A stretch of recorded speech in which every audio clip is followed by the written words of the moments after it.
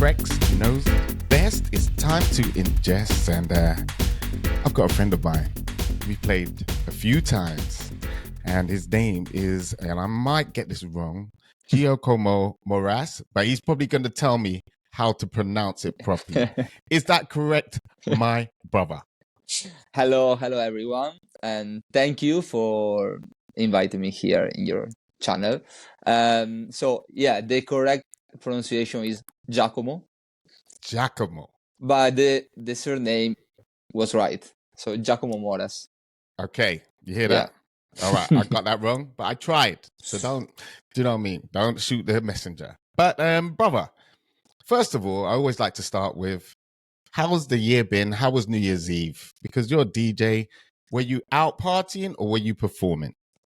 I was DJ here in London at the Rosewood Hotel. It's Okay. a massive hotel in Holborn.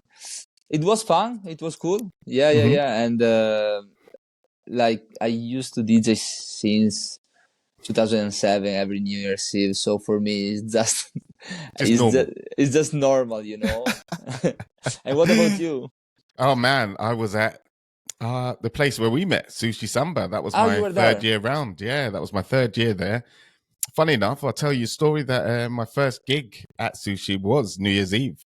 That was Oh, like my really? audition when I first got to join the Sushi family. But it was a hardcore beginning because I played at the one in Covent Garden first, and then I went and played at the one at Liverpool Street on Heron Tower. So Okay. yeah, it was a lot. All I know is that it was a lot of pressure, but you know me, put me on the front of Yeah. the stage, and I'll just accept any challenge. So it was good, but yeah, it was my third one, and it's amazing. There, the New Year's, it's crazy. I mean, you know, from times we performed there, but this New Year's Eve is always different because you got a different clientele who have a lot of this, and you get this. And we don't play in the usual room we play, which is Yeah. the Casa de Samba room. I'm playing in the main dining where they have all the tables. Okay. Yeah. Yeah, so it's a different setup, but it's still cool.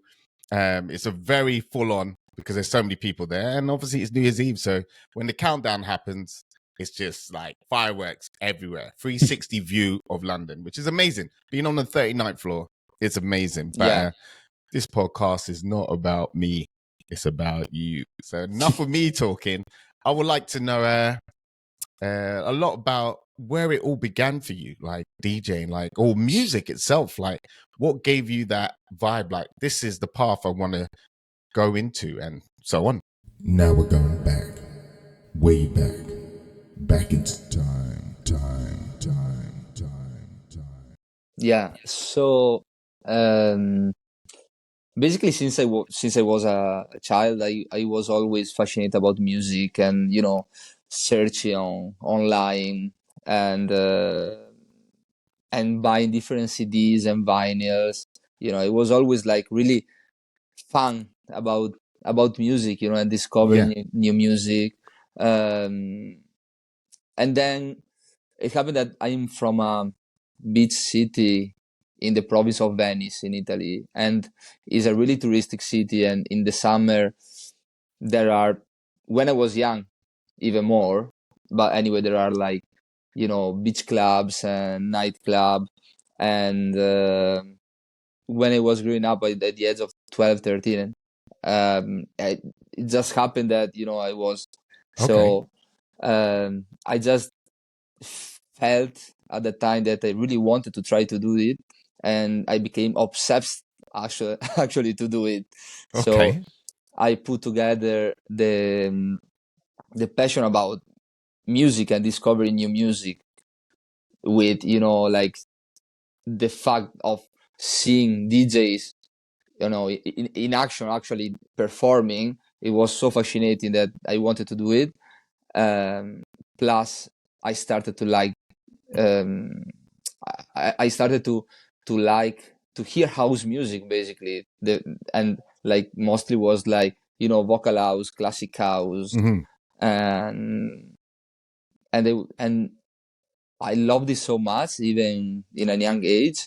Hmm. And so I started with all this kind of, when I was 12, 13, I started to DJ and to perform in small bars with all this compilation of bar grooves, head candy, all these Oh, head things. candy. Yeah, of course. So, there was the early 2000, and this was the vibe, and this is what I still like, happy vibes, Mhm. vocal house with, Yeah. some disco funky influences, but with this like house, 90 house groove, and drums and bass, Yeah. and that what represent house music for me, and Yeah. then it evolves in a lot of different genres, and I play a lot of different genres together within my sets, but in the principle it was like all this kind of producer like Frankie Knuckles, Tony Humphries, Frankie Louis Vega. Knuckles, Oh, of course. I started with these things. That's Yeah. what I call house for me. If someone Yeah. speak about Yeah. me about house, and then there are, Hmm. it became in the last 20 years to a lot of subgenres, at the end. But yeah, that's how I started. Bro, first of all, just to give you a little insight, I've been to Venice twice. Oh, When I really? was when I was on my journey with the saxophone, I went to a music school called Harrow School of Young Musicians, and at the end of at the end of our term, once you got to the top band, you get rewarded with going on tours. So it was always a nice direction to Amazing. get to build up to that. So Yeah. our tour was Venice, and we stayed and toured Jesolo. Yeah, it's where my hometown. Oh wow! Imagine Yeah. that small world. And Yeah. You yeah, it was an see? amazing experience. I think their first time was probably about 14, and the second time must have been about 16. But love that place, love the vibe, and I want to talk about like you when you were at, like you said, at such a young age. You seem to realize like you knew what you wanted to do, and you had that vibe. And when you was at Yeah. school, when did you find that you were DJing? Like you found the excuse to try to kind of get into DJing at parties, friends' parties, whatever you can, just to kind of express yourself. Yeah, like kind of everywhere. But then Mhm. since I was 15, I started to have like my residencies already in cocktail bars and stuff like that. So I remember just my dad driving me to the cocktail bar or to the venue, and at like 9 p.m. and then coming back to pick me up at 2 a.m. So yes, I I feel mean, like how did I your always DJ. parents? I mean, your That's what I parents feel. was like, hang on, you're 15 years old. I need to understand this. Yeah. You're 15-year-old. Your parents are dropping you off at a bar for you to DJ and then picking you up at 2 o'clock in the morning. And were Yeah, you going to school still the yeah, next yeah. day? My I mean, man, amazing the parents. yeah, I have to say they always supported. But Yeah, I yeah, have to love say that. that, most of the gigs were in the weekend, Friday Yeah. and Oh, Saturday okay. night. Right. But Okay. still, on Saturday, I had to go to Mhm. school. So sometimes I Oh. remember Mhm. sleeping just a few hours on Friday night and then going to school and sometimes fall asleep, yeah, in the desk. Oh, bro, what a But life. I mean, it's amazing that we can share. Like, I went on the saxophone journey. You've been on the DJing journey, but I was committed to the saxophone because I just loved it. It was something like I needed to try to understand, and it kept opening doors to opportunities of performing. And I could see with yourself, like you getting into what you was doing, it was opening doors to obviously bars and that, and you got to experience a lot of that nightlife at a young age, and it done a lot for me to be able to perform at a young age because it brought a lot of confidence and a little bit more belief with myself, and just encouraged me to follow this path. So yeah, I feel the y- same mm, because my personality at the beginning when I was younger, I was really like more like shy than now. man, I Then second is that. But then I don't think I'm arrogant at all now, but Hmm. for sure I'm more confident to speak in public, and to deal with people, Hmm. while yeah, music basically helped me also with to build up my confidence and my character in a good way, basically. Man, I can mirror that as well, bro. People wouldn't believe it now, especially with what I'm doing right now and the way I perform. But I was a shy kid at a young age. I was really shy, and I feel like the saxophone with the performing and just being able to be in front of the audience broke down so many barriers for me, Yeah, and really encouraged me with my personality, and also joining music school. I found a place that I felt like I belonged. I felt like, yeah, this is where I should be. At high school, I was a little bit kind of all over the place. I didn't know where I would belong. I was just kind of floating around everywhere. But music school found like, yeah, this is my path. So that's really cool because you were DJing that age and you kind of chose that path. Then as you kind of progressed, because I don't know your age and I'm not going to ask your age, but as you made a decision thinking, right, I need to expand, how did the next stage come? Because looking on your profile, you said Venice to London. So was there anything in between before you got to London for your uh, journey? so yeah, then basically since I started to have my residencies when I Mm-hmm. was around 15, Mm-hmm. and then I kind of built up my career and my name between my hometown and around Venice and northeast of Italy, and just year by year, gaining different stages. Mm-hmm. When you grew up, I started to have you know residencies in the most important venues Yeah. around Venice, and this bring me also to perform, as a guest in different nights, blah blah Mm-hmm. blah, until the age of 25th. Mm-hmm. So I I did my you know all, I built kind of a career there, and I built my Okay. name over there until I felt I achieved the You got there. point, the Mhm. maximum point I could Perfect. achieve in Italy and Yeah. in my hometown. So it was like, Uh-huh. okay, I'm here, I'm performing there, I'm making a living out of it, and Mhm. which is great, I was Yeah. still young, but then I was like, okay, and then what? There is not really a big music industry, I want to make music, I want to Mhm. do other things, but that's already the top Mhm. for where I am now, Yeah. you know. So I decided to move in London 5 years Mhm. ago when I was 26. Okay. So you can understand how old I am. I definitely calculate. I've done that so quick. I'm good with maths. Yeah, yeah. I got that. And yeah, basically Mm.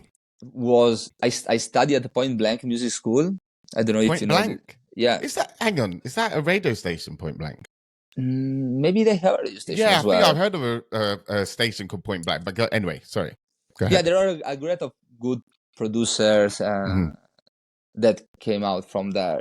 Hmm. It's basically a electronic music school. Is Right. I, Amazing. I I graduated there. Is accredited with Middlesex Hmm. University. It's just in Agerstone actually. Okay. Okay. So and it was really cool Yeah. because it was more focused on electronic music. Yeah. Okay, so and that was, I was great to do it because I just didn't move in London out of the blue, but I moved in London Hmm. starting, the Yeah. university, and for studying what I want to do, basically, not Yeah. something random. After already like 12 years of experience with DJing. So yeah, so I did it, and in the meanwhile, I Hmm. built my networking in London, Hmm. performing in, first of all, in small cocktail bar again, and then Yeah. build up networking. So when basically at the time that I finished my university, I had already the connections and the networking and the venue to make a living just DJing like it was Right. before, like it was in Italy, Okay. basically. Okay. All right. So, you had the living there, you hit the limit, then you Yeah. came to the UK and you thought, right, got to do a bit more studying just to get back to earning. that's it, to basically continue on the path you Yeah. already kind of built in Italy. All right, so before we get to London, there's one other thing I wanted to ask. Like, what is because we know house is split into so many genres, Yeah. right? And you mentioned Head Candy and obviously DJs you like, Frankie Knuckles. Now I'm curious with Italy, what is the main like genre that the Italians like when it comes to house music? Nowadays or back in the days?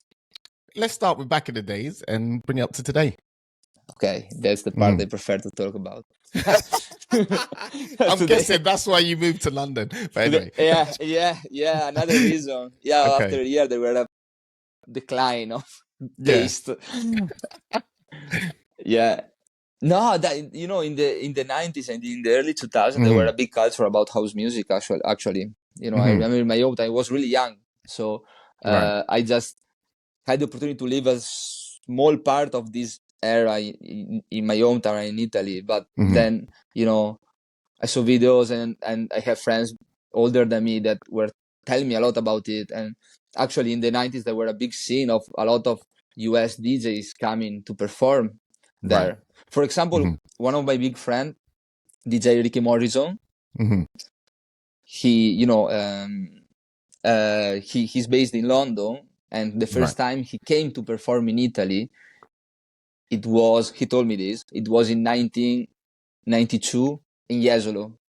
Right. Because the scene was great for house music in the 90s. So, I absorbed all these music influences. Yeah.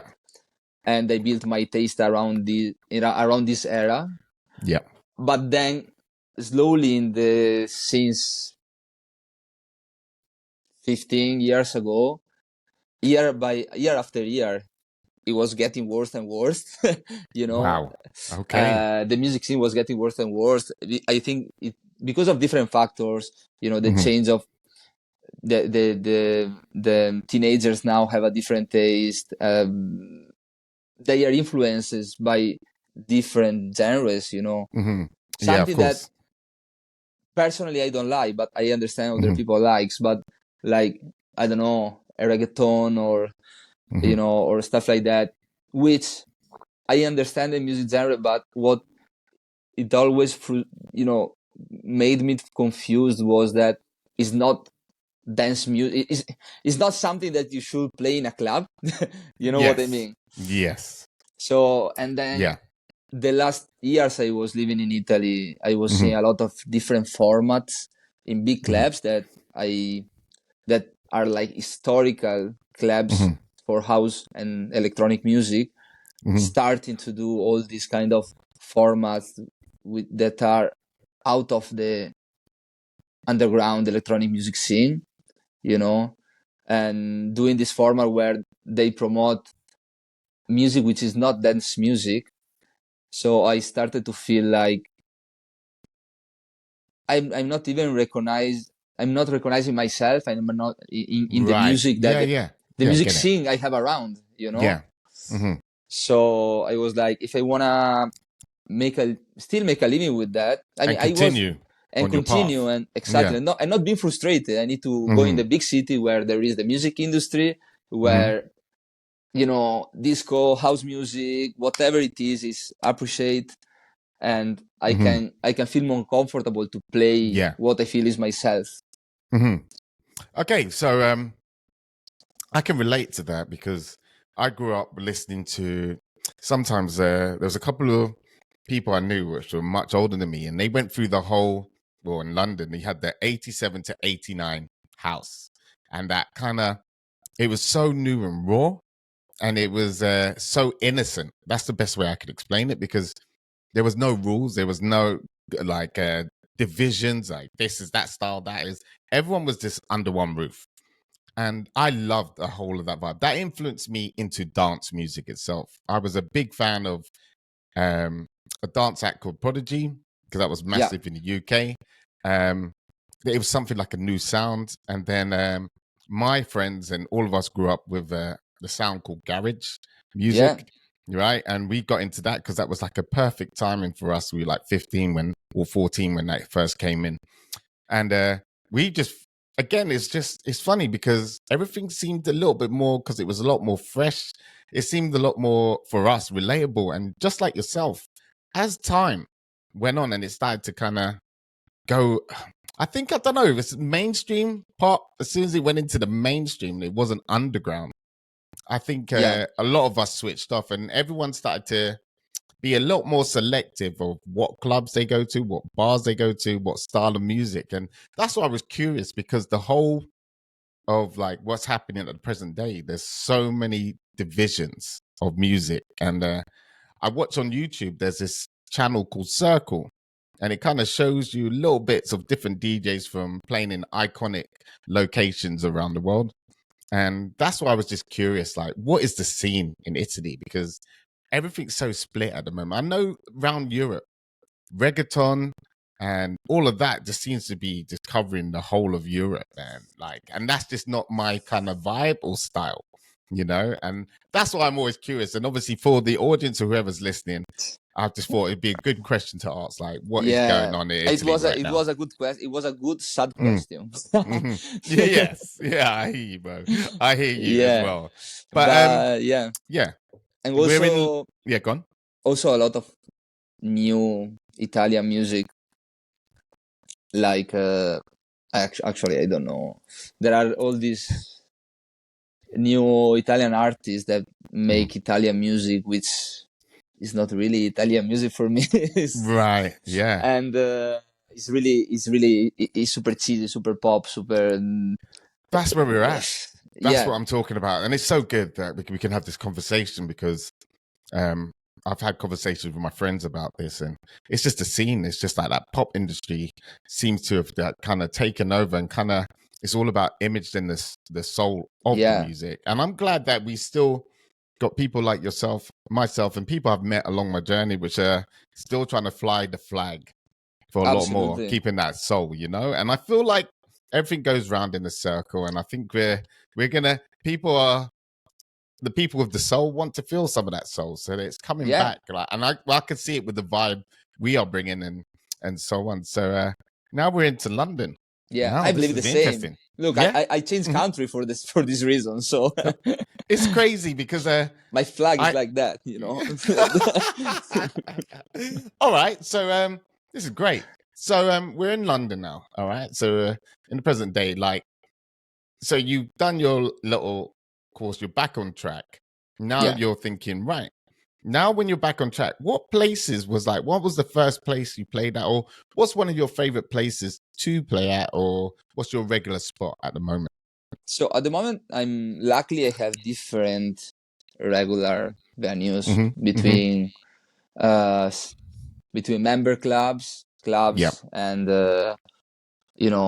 and is it private members or is it just normal? Yeah, I have few of private. Nice. And I think I like to have diversification. It's cool to have, like, 100%. The member club brings you some vibe, but then you miss something else. Something else brings you another vibe, but then you miss something else. Yeah. Of course, like, the best is playing in a club, in a big club with a proper dance floor. Yeah. And for this reason, for me lately, the Casa de Samba parties were the greatest ones in the last months, because even if Sushi Samba is not built for being a club, what was happening was the dynamics in the night was a proper club. Yeah, 100%. There were the dance floor, the table, people were dynamics, and what was happening within the night was like it was a proper club, but at the 39th floor, which made it even more and more special. Plus, I have to say, all the people working there and the musician are all amazing. I'm glad I met you. Every time we play together, there were this insane connection, and that was crazy, coming just out of the blue. It's like you started to play the sax, and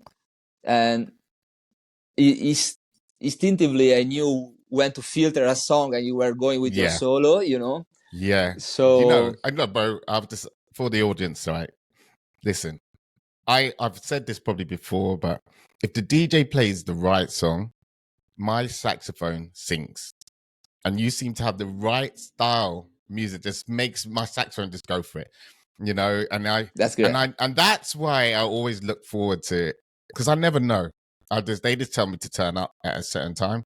So it's always like spin the wheel. Which DJ am I gonna get today? And obviously when I walk into the room and you're there, or you see me and I'm there, we just know what's gonna happen. That's going to be great, yeah. And the crowd and the vibe in the place, they feel both of our energy. And it's so hard to explain, but it just, hopefully, if you look out for both of us in the future and you come down to sushi, you'll get what we mean. But it's been an epic spot. I've met a lot of friends, DJs, and performers all there at the moment. It seems to be the center point for a lot of conversations I've had with previous people on the podcast. So I look forward for it, because there's a few podcasts which are going to be coming out before your one with people you know. So I look forward to you checking out the conversations and that. Yeah. So what would you say the biggest highlight for you? Turn on the lights, because it's becoming darker here. Oh yeah, it is that time. Okay, here I am again. All good, man.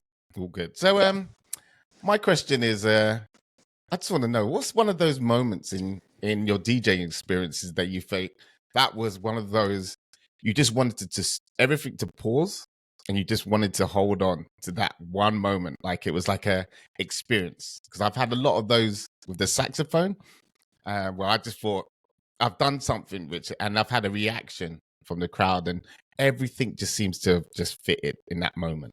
Have you had one of those moments that you would like to tell us? I think there are too many. There is, isn't it? Yeah. I say this because some people are like, oh, actually, I do remember that one moment, but I've had a journey with this, and understanding that you started at such a young age. We've been doing this for a while. So like there's so many you must have come across. Yeah, the thing is that there are, I can tell you which are maybe the most important gigs, like festivals or proper, please. But if you want to know, like the moments where you want to pause and that you feel this energy, it probably happen at least once per week, Yeah, even if, it's like when you are full, into the vibe, and you feel it, and people feel it, and you build up the energy. Because what is great about a DJ is, I think, is not just make a good selection, but how you make your playlist, how you deal with that, with the energy you look around, and build up the energy, but then the way you build it up is different. That's great, because explain to people, because I'm not a DJ, obviously, but there is an art to, you don't know what the audience is. You have to but there is a plan with your set, and you're always listening to see how the audience reaction and trying to keep them there with certain stuff. So could you explain to the people like the art of how you plan your set? So half of the art of planning yourself is not planning your set, in my opinion. Amazing answer, bro. That's amazing. I love that. That is it. I'm taking that one. That's going to be the highlight. I'm going to put that as a quote. The quote at the beginning of this video is that, man. That was it, bro. That was amazing. Wicked But answer. I really believe that.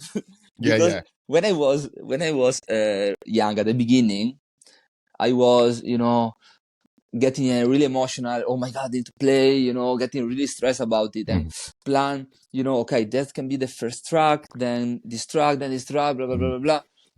And then sometimes I turned up the gig and I was like, okay, yes, it's good, but I need to be more flexible, sometimes, because you kind of try to predict how is the crowd at the moment you need to play. It's like, okay, if you need to play at 10 p.m. probably is chill. If I need to play at 1 a.m. probably is, the banger moment. But actually it's not always the same.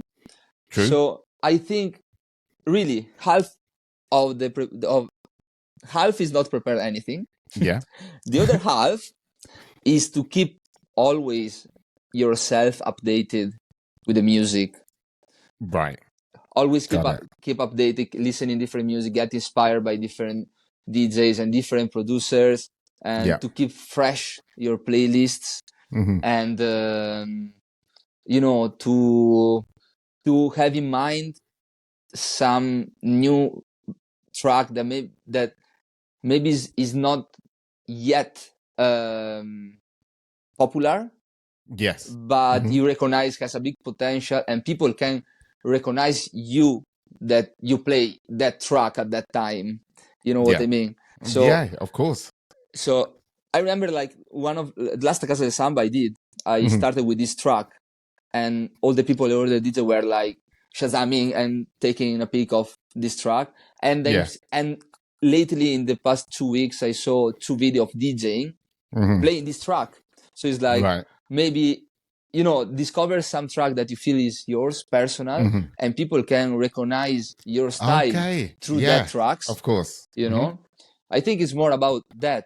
And then, Mhm. okay, if you need to play like 1 hour, just 1 hour set, not a long set, maybe you Mhm. can make a plan. Like if I need to play 1 hour, I Mhm. usually make or a playlist with 2 subfolders Mhm. where I can have more like disco and house, and I put 60 track on disco and 60 track on house and Yeah. 60 track on, I don't know, my indie dance folder, and I mix it Mhm. together. But Mhm. still, I select like 150 track for make 1 hour, which usually is Yes. around 50 tracks, Mhm. just to have an idea or what in general I can play, so I can Yeah. just scroll between these folders rather than scrolling between all the folders I have Yeah, of in my course. record Yeah, yeah. box. Yeah, But yeah. still, I still make a massive playlist just for 1 hour. You know, I'm not going to play all the tracks, but just to give myself an overall idea of what I could play. Yeah. And then the other half of the plan, of Mhm. course, is not to Mhm. plan it. Then It's go with the not to flow, plan. because it's the best thing. It's instincts, right? You need Yes. your instincts, and Yeah. that's pretty much what's guided me through playing the sax. Is this? It's instinctively. I can never plan like, oh, I'm going to make sure I'm going to play this riff, or I'll make sure I do that. Sometimes it's just autopilot, and you just react to the crowd. But that's really reason why I like that answer, because you kind of really resonated with me when you said just like obviously you don't plan it, and I think that's a lot when you know your craft. You can really trust yourself to know about being in the moment, and that's why it was so important. And I brought that up. Well, I wanted to ask you a question, like, what's your moment? Because I find like once you know yourself and you're confident with yourself, you can trust yourself with any moment, with Yeah. what to do and how to handle it, and what to do next, and what's going to come next, and how to build it up, like you were saying. And Yeah. it all becomes instinctive. And then sometimes that feeling at the end is another little pat on the back, because you Yeah. said, yeah, I really enjoyed that. Well done, you. And yeah, like you said, the stress is not what we need as performers. You just got to be flowing with it. And it just comes out. It comes with time. At the beginning, Yeah. it was new to me, playing the sax at the beginning. Like I remember when my mate was saying to me, could you play sax over house music? At the beginning, I was like, what? I was like, is you sure this is going to work? This is like how far back we were going before it like all made sense. And at the beginning, I was just going, boop, doo, doo. That's all I had, because I was just nervous thinking I didn't want to do too much. But over time, trust, confidence, playing with different people, knowing yourself, now it just becomes instinctive. And the person I was at the beginning to the person I am now, man, Yeah. chalk is like a big difference, man, Me too. as For well. me too. Yeah. Yeah. It's been a journey. It's being, and we are just at the beginning. Remember And this. bro, I'm so glad you said that again. You're just hitting everything right on the spot. And I shouldn't be surprised, because I always say, when one of my famous quotes of one of my, I think it's one of my old like tracks, there's no end, just the beginning.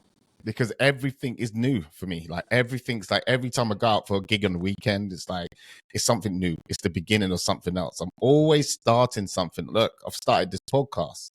I'm Yeah. always at the beginning of something, and I love the journey and the path. And I've got to meet people like yourself and the music scene and where I'm at. I'm just very humbled and blessed to be where I'm at. So, but I know there's another part of you that not just DJing, you produce as well. Would you like to tell us that kind of Yeah, side of yourself as well, my friend? absolutely. I think I started to produce a lot of years ago, like 7, 8 years ago, but I didn't release anything. Luckily, I didn't release anything. I've got a lot of those tracks there in the archives. It's like, shh, you stay there. Yeah. Because at the Mm. beginning, you start to produce Mhm. and you make your first tracks, and it's like, yo, that's a banger. 1 year Yeah. after, you're like, that was fucking shit. Bro, 100%. I've got a lot of that Yeah. pile, the shit pile. But yeah. So maybe it was not everything was shit, but it was like, okay, I understand what I was trying to do, but That's it. there are a lot of gaps, in the And mixing, in the sound yeah, design, that's it. And So it's like having equipment, like you haven't got at the beginning the equipment you need. yeah, You're just kind of working with the tools you have. yeah, So that's when you look back, because I listened to the quality to what I'm doing now, and you're like, wow. And it's only because I've learned with like how to mix, how to EQ, how to pan, all of this absolutely. stuff which you need. So yeah, I totally get it. So I started to take some lesson back in the days in Italy, but then Right. what changed the game in the productions is my degree on music production, sound engineering. What I did at the Point Blank Music School. So I think it gave me the right basic skills hmm to make to at least achieve the right quality. Okay, Yes. so Get because it. studying sound engineer, music production, sound design, mixing, mastering, hmm then each one of the producer, I at the beginning mixing was boring for me. Now is one of the things I love most because it's 100%. part of Yeah. the process. So Yes. having the skills is it was changed the game for me. Having the skills Yeah. to produce music, and hmm then of course it's like, okay, the uni teach you what is good to do and what is not good, and the process, the EQ, the compressor, everything. Then you need to develop it, Yeah. in Yeah. your time in your studio, trying different things and 100%. develop your how do you work your flow. Yeah. Yeah. So basically, then I was spending a lot of time in the studio hmm until in 2020 I met Severino from Horsemeat Disco, Okay. and hmm we became really close friends. Yeah. I can say he's one of the my best friend now. Is one of the person I speak every day, and and Has he been we have a down at sushi? Has he come down to yeah sushi? Have I met him? we did our event called Between Cells Because three did he come times. on after you? I'm not sure if I might have met, because I met someone which came on after you, or he was a friend of yours. He was a older guy. Oh He no, looked tall. that one was Pillar. Was a Okay, was a cool. guest from Venice. Yeah. Right. Okay. Um. hmm Yeah. So basically, with hmm Severino, we became good friends, and then we had the idea to make music together. Right. Which for me it was and it is still yet a great opportunity. Putting hmm together the skills I had and the experience he had. hmm Plus, for him was also the opportunity to do something different from disco music or whatever. Yeah. So we started to do more like hmm electronic, indie dance, Italo disco. hmm We ended up doing a few remixes at the beginning. hmm One for Charmaine the Board hmm from US, and then one for Thomas Gizzo from Berlin, and then we did our first EP, which was released 1 year ago Okay. on Name Records, which is Okay. indie dance record label based in UK, hmm I guess in London, with Yep. our friend singer Roy Inc. hmm He's singing two of the songs in the EP, and then we'll release our the latest single on Nervous Records last December, which Mhm. was a great achievement for us. I mean, Mhm. we started to work on the track 2 years ago. Right. It's always a journey. It's like It is a journey. you Totally get need it. 1 month to make the track and 3 Yeah. years to find the record label. It's crazy. It's crazy. And sometimes I like to let a track breathe. I write a track and I just put it aside. Because Yeah. I just let it breathe. Because you know, when you're constantly listening to something on repeat for so long, I go deaf. And it doesn't Yeah. make sense to people, but I go deaf that sometimes I'm just not hearing. So sometimes I take a step back. Then when I come back, I get to hear different parts, which I normally wouldn't have heard just by having that break. But there is a process, like you were saying, with writing a song, and I just want to share that people who are listening right now, like anybody who wanted to watch us on how we produce, you'd probably be bored out of your mind because we're happy just to sit there with a rhythm or a beat, just getting that right. We could be on it for hours, Yeah. but I'm in my happy place when I'm there doing that. Anybody watching over my shoulder, they'll be sleeping, snoozing, It's true. thinking this is like, how is this exciting for you? But when you're passionate about what you do, the detail, and even the detail which you probably feel like I'll be bored, we love doing. So yeah, I can really Yeah. appreciate when you say how long the process takes to even get into the label. Yeah. It's insane. Mm. And yeah, actually, what I'm working at the moment is remix for Express 2, Okay. and then other remix, and plus one original tracks. Me and Severino has beaten cells, plus an EP by myself, plus Mhm. another track with an Italian singer, which has a good potential to become Okay. an hit in Italy. So let's see what. But a lot of things happening, DJ.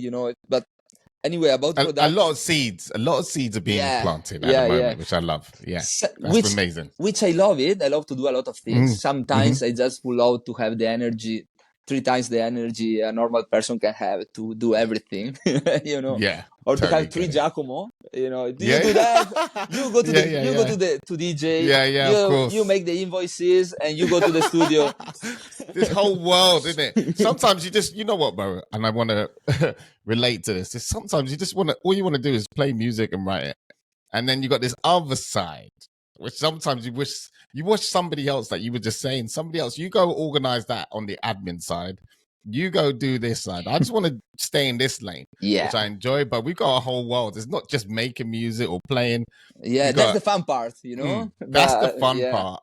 Even on my side, it's like gigs. It's making sure I have regular gigs because obviously in this world, it's a lot of stuff isn't guaranteed. And don't get me wrong, it's not like I want to stay in one place and do the same thing because I like the change. I like playing at different places and keeping myself interested. But at the same time, it's not 100% guaranteed what's going to happen in 2-3 months time. it's true.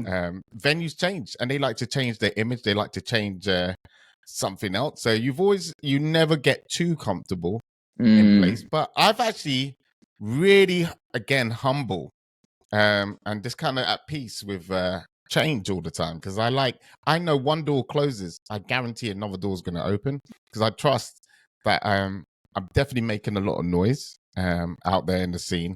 So if one door closes, I know I can knock on another door Yeah, and kind of like, hey, how you doing? This is my CV. This is what I've been doing. This is my experience. And venues trust, like, all right, yeah, you seem to know what you're doing and rock and yeah. roll. So yeah, I can understand. Like, and for yourself, how is everything? Like you said, you've got the residency Yeah. and so on. So are you also comfortable with like how the year's looking for you this year? Yeah, I think I feel pretty chill about this year, Nice. because what I always suggest also to friends of mine or people that are approaching to DJ. It happened Hmm. several times to me that like someone from Italy is like, "Hey Giacomo, I would love to DJ. How did you start? Blah blah. Blah. You're playing there. You're playing there. You're playing there."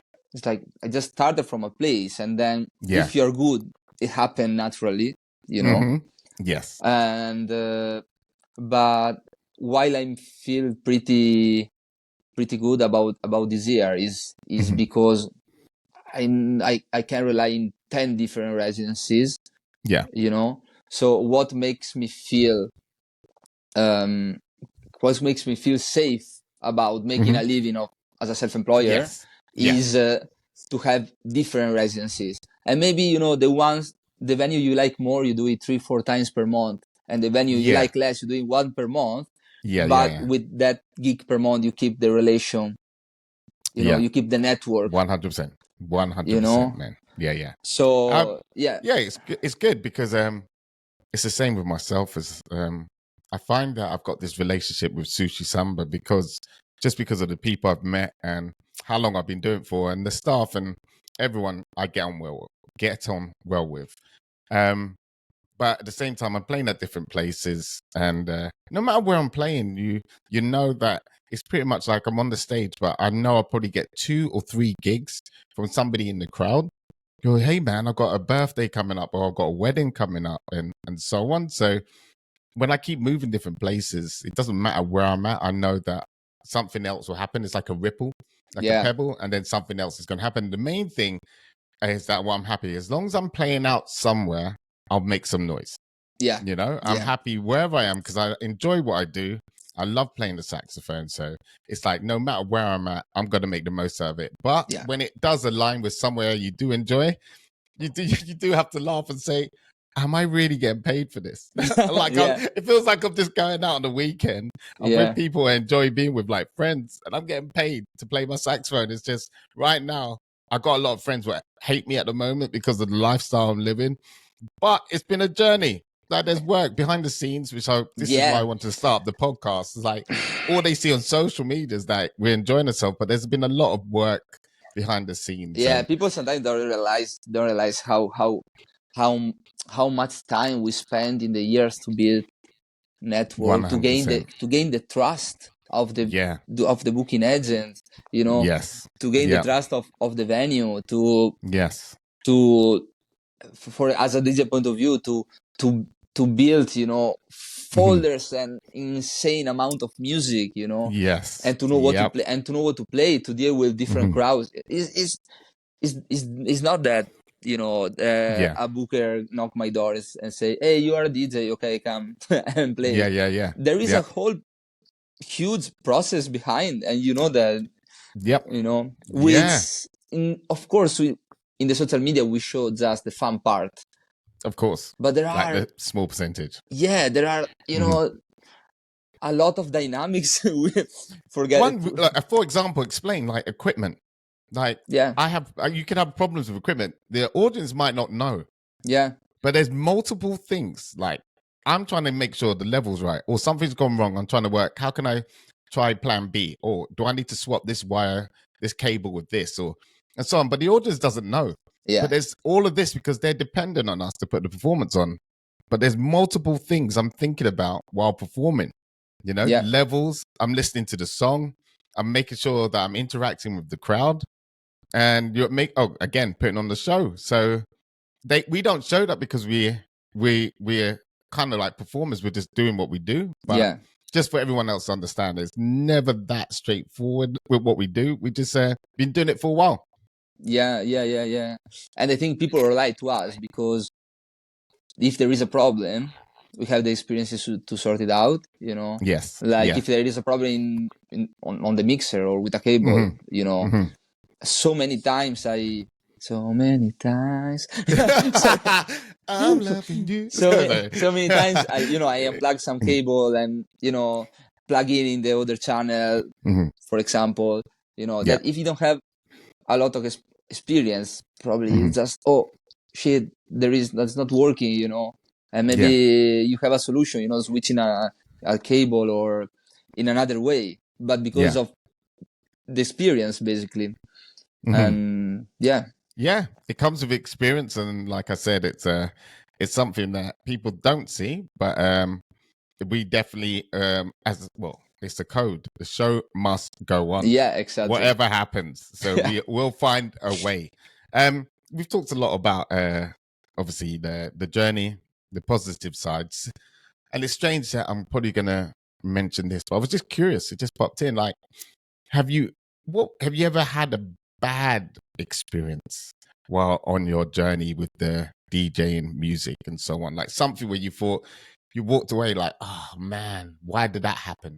And maybe it might have been out of your hands, but something like an occasion, like we were talking about equipment, or you had that big moment, everyone's dependent on you and the speakers blow up or speakers don't work.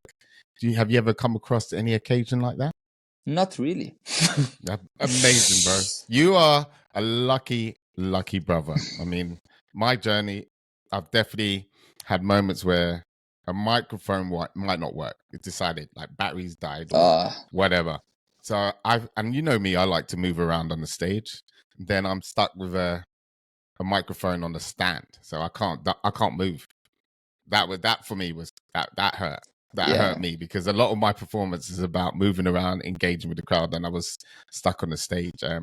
It's funny because maybe not yourself, because you just said, but yeah, I've come across situations where you see a lot of DJs go white when something just ain't working. Yeah. You got the crowd going, woo. So it's like the worst time for them. You know, I have a ritual every night I go to play. Mm-hmm. I check my USB but 10 times. It's like kind of mental. Bro, while I'm going there, I open my bag, I open my USB folder, and I check. Okay, I have all USB. Okay, close the bag. Mm-hmm. I go out of the door. I close the door of my house. I open the bag again. Okay, I still have it. Mm-hmm. It's crazy. Of course. At the time I arrive to the venue, I open my bag like 5 times, 5, 6, 7, 8 times. I don't know. It depends how much stress I have. Of course. No, but the thing is, it comes with experience, bro. Yeah. I'm checking, like, I've got everything, especially when I'm on a long journey. And there's no way I could just pop back to my house if I've forgotten something. Yeah. I'm double checking cables, even though I know it's there. Yeah. I just have to feel it. I need to touch it again, you know? Yeah. Oh, I'm not alone. Thank you. Also, for a DJ, for example, I can forget my headphones. If it happens, not... I mean, with the technology of now, I can still put on time the song. Of course, it's not going to be the same. I cannot listen the song, I'm going to play, blah, blah, blah, to play next. But in a worst case scenario, I can forget the headphones, but I can't forget the USB. If not, I can know music. you know? Of course. So it's of course. And you imagine a DJ that arrived there. Okay, are you ready to play? Yeah. I have my headphones. My headphones are plugged in, but I don't have the USB. I'm going to sing. That's it. Yeah. Look, it's like the saxophone without a microphone. Like some people say, "Oh, you don't need a microphone." I'm like, dude, to balance out with the music you're playing. Yeah. I need to have the sax with reverb, so it all blends. If I'm going around a bar or club, only where I'm standing next to the person, they're going to be able to hear the saxophone. Yeah. No one else is going to be. Yeah. Do you know what I mean? I've come across that sometimes with some DJs with just like, man, I'm sorry, what? You want me to play without a microphone? I'm like, yeah, ain't happening. Yeah. All right, bro. So, sorry, just... Yeah, go on. Yeah, go on, bro. It happened something. Now I just remember. 3 times actually happened. All right. That I was still playing with CDs. Was before USB. Oh, blue. So 3 times happened that someone dropped the glass full of full of the drink on my CD, on the top of my CD case open. So all the CDs, like imagine a full pint. So all the CDs were completely wet and you couldn't play it. So, but even at that time, I was going to DJ with 3 bags full of vinyl. Man. So I couldn't play that one, but I was going to play with the other one. Yeah. Wow. Man, you think about it, like back then, like for you DJs, like you said that, like record, you had the record box or bag. Yeah. Then you had then you're saying with the CDs and you still had 3 bags. And now you carry this USB stick. Technology. Now that is beautiful, for you guys. Would you say out of all the journey, do you have a nostalgia for records, CDs, or you just happy with where DJing's at the moment for mixing? I think I'm happy with USB just for the reason that you are more flexible. I like to be flexible. Also, if I have to do a long set, but in general, in a set, I like to be a bit eclectic. It's not that I play soulful house. Okay, I played 5 years of soulful house. I'm going to kill myself. So I like to do a journey within. I know that my genre is house music in general, but I like to play a bit of indie dance, a bit of disco, a bit of rare funk, a bit of soulful house, something more, and then put together something more deep, something more tribal. In a way that it makes sense, not just randomly. Yeah, of course. But so with a USB, you can bring everything with you. You can carry everything with you. While with vinyls, I still do vinyl set. Even like tomorrow night, I play with vinyl. Here, they are a part of the collection. Yeah, I see that. But of course, you're not so flexible. Yeah. But at the same time, I love the things that is to touch properly the vinyl, and you don't have any technology to help you, to put on time the song. So just your ears and go with the flow. Yeah, I enjoy that totally. as well. Totally. It is great, man. I've been loving this conversation. I just want to know for yourself, like we've talked about the past, talked about the present. What about the future? Like, what have you set yourself some targets you would like to achieve on this journey? Yeah. I don't. So my target to achieve is to develop my artistic career as a music producer. So hopefully in few years I can play gigs where people call me to play because of my music. Yes. Yes. Yeah. I would like to arrive to a stage where people call Giacomo to play because of the music he made. Okay. Yes. Where I can completely express myself, and in this way I can find a different balance between gigs and studio time, because sometimes, as much as I love to DJ, I love every gig, but sometimes when you do 6-7 gigs per week, and it happened last week, it's happening this week, later on I go to play, it's just sometimes you feel like it's a lot, and I want to have more time in the studio. If I was not having my music production, if I was not making music, I could DJ every day without thinking about anything else. Of course, yeah. But we need to have the energy, our air fresh, also to make music. Yeah. So I think if I can develop my artistic career more, I can be more selective with gigs, and so find a better balance. Enjoy studio time, enjoy gigs in a different way. Yeah. Well, bro, first of all, thank you for sharing this on my podcast, bro. It's been a great conversation. I know people listening, I hope you enjoy this. You can have all his stuff in the link below on my channel. Brother, where are you playing tonight? Because I know you're playing somewhere tonight. Yeah. Tonight I play Amazonico, Mayfair. Mayfair. Yeah. I've done a couple of gigs around Mayfair. Different crowd. They have some of this around Mayfair, man. Do you know what I mean? I was getting a lot of tips there. I like that place. Honestly, bro, thank you so much for coming onto my podcast, my brother. Thank you. And I look forward to meeting up with you. Hopefully sometime we align. I hear that Sushi could be coming back in end of March, maybe April.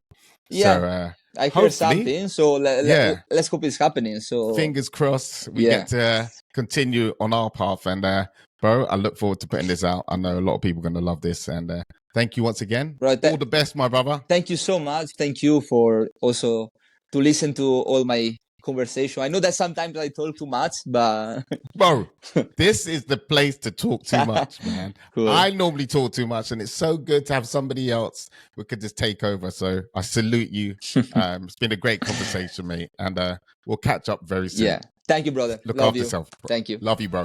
Peace.